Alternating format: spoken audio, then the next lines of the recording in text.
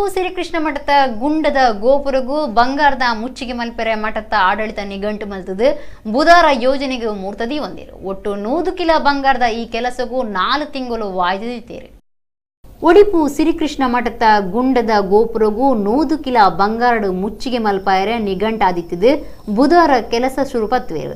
ಒಂದಕ್ಕೆ 4 ತಿಂಗಳು ವಾಯ್ದಿದ್ದಿತ್ತದು 32 ಕೋಟಿ ರೂಪಾಯಿ ಖರ್ಚು ಬೂರುಂಡು. 1 ಚದರಡಿಗೆ 50 ಗ್ರಾಂ ಬಂಗಾರದ ಅಂಚ ಕೆಲಸೇರೆ ಇತ್ತದು 2.5 ಚದರಡಿ ಜಾಗೆಗೆ ಬಂಗಾರ ಮುಚ್ಚೆರೆ ಉಂಡು. ಇತ್ತಿನೇ ಭಕ್ತರಿಡ್ದು 50 ಕಿಲೋ ಬಂಗಾರ ಒಟ್ಟಾತಲು. ಬಂಗಾರದ ಮುಚ್ಚಿಗೆ ಕೆಲಸಗೂ ಪಾದರಸ ಬೊಕ್ಕ ರಾಸಾಯನಿಕ ಗಲಸೆರೆ ಇಜ್ಜೆಂದು ನಿಘಂಟು ಮಲ್ತದಿರು.